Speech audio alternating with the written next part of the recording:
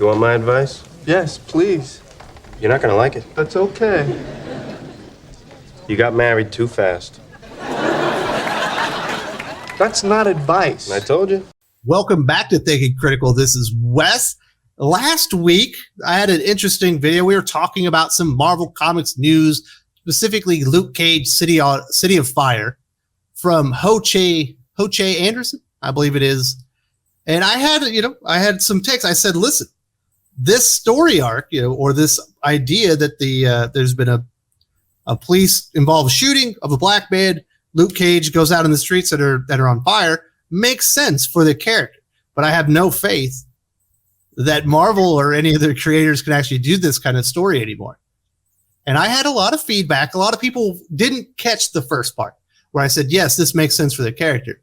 My issue is not there. My issue lies in the ability for Marvel and their creators to actually, do a story like that competently nowadays.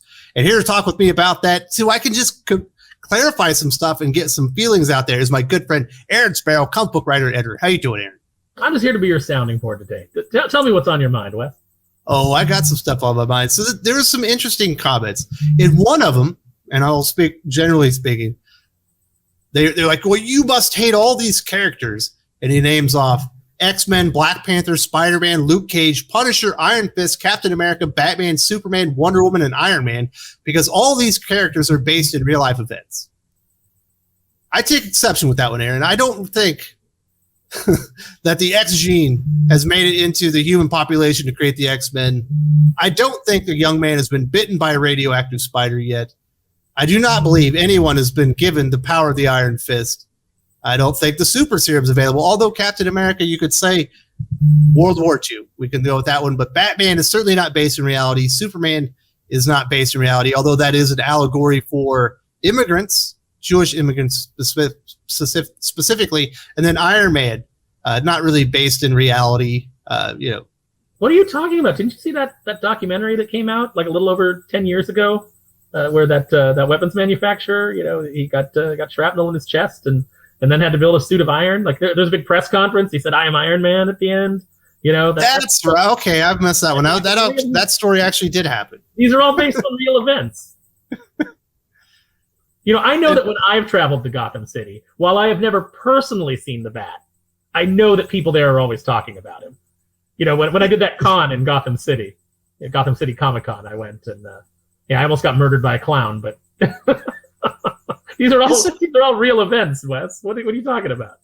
It's crazy, and I believe what they're trying more to get at is like, well, X-Men are an allegory for racism. No, they're not using the word allegory. They're telling you these things actually happen. They did, but I even take exception with that, Aaron. I think the X-Men are an allegory, like Frankenstein's an allegory. It's for anyone that feels like an outcast that isn't treated well. Yeah, it could be racism. It could be bigotry. It could be anything. When the X-Men were created, it was basically that they were outcasts. The world hates and fears them, and that's the way that they were created. But the whole idea of Professor Xavier being Martin Luther King type, and Magneto being more of a Malcolm X by any means necessary type, that didn't really come until later. That was what people interpreted reading the God book. Loves, Man Kills changed the X-Men universe forever. Yes, but that was sort of things that then Stan kind of like retroactively. I was telling a story about outcasts, but this could very much be a civil rights thing. It could be this. The point is that anybody who ever felt that they were downtrodden or that they were an outcast can identify with these characters. And it could be civil rights. It could be, whatever. The problem with current X-Men titles is it's just all become, about LGBTQ.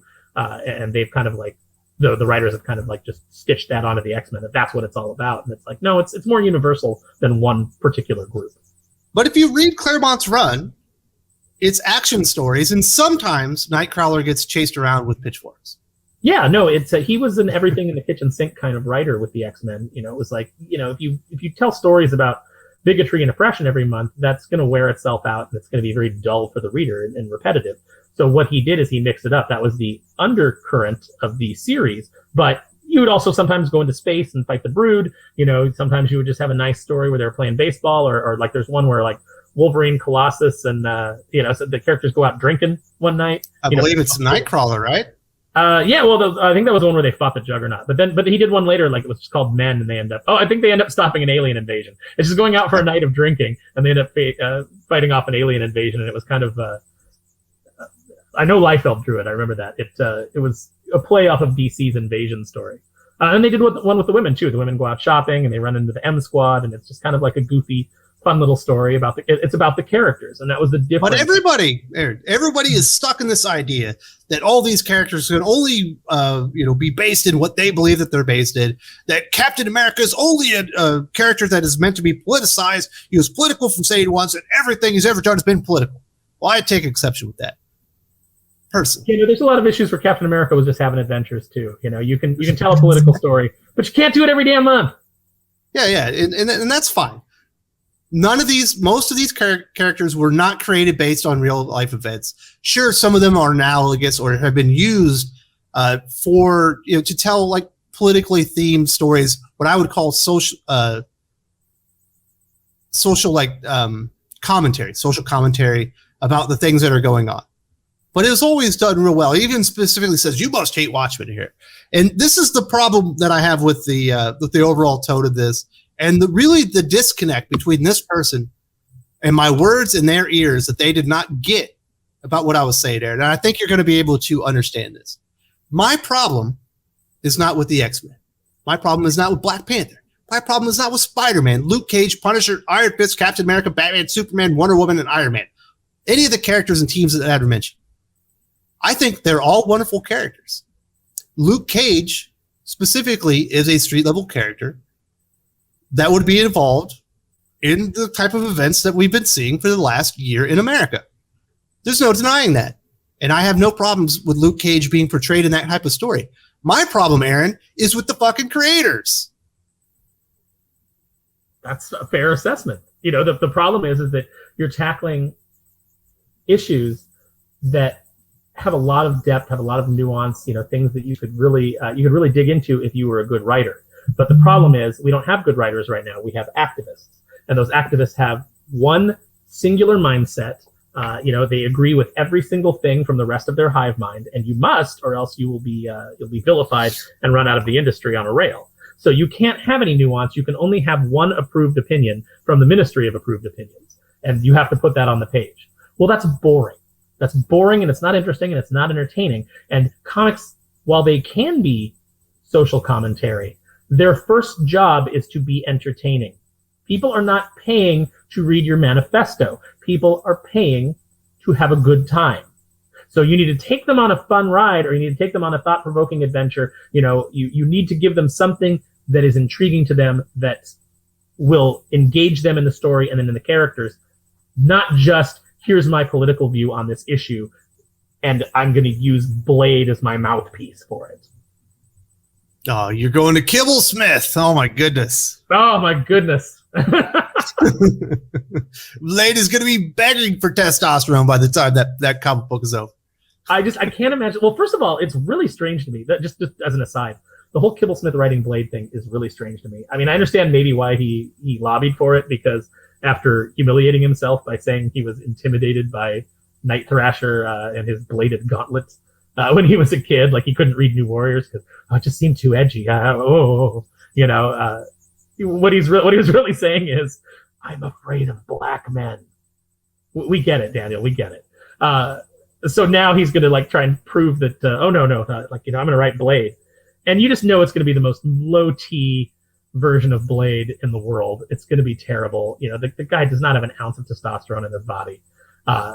So the idea that he's the only thirst Blade is going to have is for estrogen. Give me some soy. I don't need blood. It's going to be, there's no way it's going to be good. And I hate to go into a book thinking that right away, oh, look at this creative team. There's no way this is going to be good, because I like to be positive, and I like to think that people are going to be able to rise above kind of the ridiculous, corner that they've painted themselves into. But I just don't see it happening here. And it's also very strange that they're giving this book to Kibblesmith, because the current policy at Marvel seems to be that you have to be the, race, gender, and sexuality of the character that you're writing. And famously, Tim Seeley was announced to have a Blade Blade-related book coming out and was removed, and the book never came out because people were upset that he was white. Yeah, and that's ridiculous. I think that if you're giving me the choice between a Blade series by Tim Seeley and a Blade series by Daniel Kibblesmith, I'm going to go with Tim Seeley. As the editor, as the fan, as the reader, I'm going to go with Tim Seeley over Daniel Kibblesmith any day of the week. I'll tell you who I would really go with on a Blade series if I was at Marvel, is Jesse Blaze Snyder. Jesse Blaze Snyder had a pitch for Blade that was absolutely fantastic, and that would have been a really good book. But at the time, it was one of those things where it's like, no, you're a white guy, you're a straight white guy. All right, Aaron, we'll get us back on track. If you're going to stick with that, then damn it, Blade needs to be written by a black man. And Daniel Kibblesmith is neither of those things. Well, first of all, it shouldn't be a black man. It should be a black vampire or half man, half vampire. I'm sorry. Because all these stories come from reality. Yeah, no one else other than a daywalker will get the true essence of who Blade could be. But getting back to Luke Cage and the idea that you just don't like Luke Cage. You think Luke Cage is a bad character. That's not what it is. Shockingly enough, Aaron Sparrow, I have real trepidations that a man named Ho Che Anderson, who is named after Ho Chi Minh and Che Guevara, is going to go in there and write this Luke Cage story about the city burning down in a police officer involved shooting of a black man. And it's going to be an engaging story that highlights Luke Cage rather than that writer's feelings about what's going on in America today. No, I absolutely agree with you, because they don't, whereas the writers of old used to take something and then spin it into the universe that they're dealing with, as opposed to, our universe. Yeah, the whole idea of the world, Marvel's the world outside your window, was that you could identify things within the Marvel stories that tied into current events or that tied into things that were actually, had actually happened in our history. It was a little bit more of a realistic universe than say DC was at the time. That was the idea.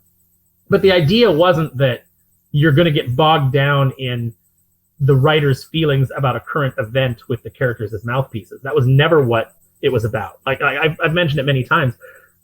When I was a kid, I remember reading the Captain America issue by Mark Gruenwald, where Ronald Reagan got turned into a snake. The Viper was poisoning the water supply in Washington, D.C. with this serum that was making everybody reptilian. Big silly comic story. And it wasn't until I was an adult years later that I realized that, Mark Gruenwald didn't care for Reagan. Because it was subtle. It was subtle enough in the comic and telling an adventure that as a kid, I didn't pick up on that. And it wasn't until I was an adult that I realized that he was doing a slight little political commentary on his feelings on Ronald Reagan and that maybe he was a serpent, he was a snake. And that was fine because it was subtle and it was understated and he still took you on a good ride with a good story. That's not what we get anymore. We just get political manifestos from activist weirdos who cannot separate themselves for 1 minute from their daily lives. And that's not a writer. As a writer, you need to be able to step outside of yourself and tell a story that has nothing to do with you. Exactly. So the assertion that I must hate all these characters because they've been used to add social commentary or social commentary has been added to their stories over time is balderdash. I don't fucking buy it. I can like all these characters and still feel like that if these things are forced into these characters today, that it will not be handled well. Character won't be highlighted. And for the most part, I'm going to be being preached to, talked down to, told how to think. And that's not what I want for my comic books. So I guess people just didn't understand my point, even though I've spelled it out pretty fucking clearly that, yes, this story makes sense for Luke Cage. But in the sense of modern Marvel comics, I have no faith in them to actually execute it on any type of scale of goodness. It's going to be fucking terrible, and that's what Marvel Comics puts out today. So I hope that clarifies it for everybody. And I even brought somebody that was better spoken, more well spoken. How's that, Aaron? To kind of help clarify and point out my issues here. I'm not the only one. I'm certainly not the only viewer that thought this way. We kind of went into this blind, but yeah, I was able to pick up on exactly what you were saying, right away. It's very clear. We love these characters. That's part of the reason that we're so concerned about the direction of comics and of Marvel in particular, is because we do care about these characters. We love these characters. We love the legacy that they have. And the problem is with the industry right now is you don't have people who care about it. They only see this as a vehicle to get their political activism out there, or to get a Netflix deal. Those are the two types of writers the majority of which you seem to be dealing with these days in comics. And people don't want to pay for that. And it's their right to not pay for that. The idea that like you should plop down your $5 to read this guy's, personal manifesto on what he thinks about current events in America is ridiculous. You are putting down your money because you want to be entertained and you want to be taken on a Luke Cage story. And I don't think that this is going to be a Luke Cage story. I think this is going to be the writer's self-insert story using Luke Cage. And that's the problem. The problem is you've got people in the industry today who, much like Ian Malcolm said in Jurassic Park, they're standing on the shoulders of giants. They didn't create these things. They didn't learn this discipline for themselves, but they're standing on the shoulders of giants. And before they even, before we even know what's going on, the industry is in complete collapse because nobody's reading the books because they have just become tired political manifesto trash. If you enjoyed this video, please give it a like. I would appreciate it very much. It helps us attract more views for the channel. Subscribe for future commentary, comic book news, and reviews. And don't forget to ring the bell for notifications. If you want to talk comics, movies, and much, much more, you can follow me on Twitter at Wes_from_TC.